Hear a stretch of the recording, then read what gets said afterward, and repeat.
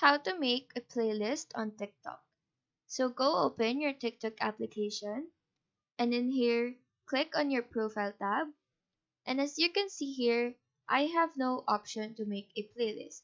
This is because TikTok requires a user to have at least 10,000 followers before having this playlist. Even if you look into the settings of the app, there is no option here to turn this feature on. Now, if you really can't reach the follower quota and you really need the playlist feature, one method you can try is to change your account to business account. So click on the menu icon, click on settings and privacy, proceed to account, and then tap on switch to business account. Now set this up. After doing this, you won't get the playlist feature immediately.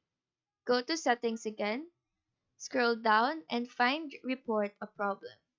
Scroll down to the very bottom, click on submit a report, and write a short statement that you need the playlist feature for your content and for your business.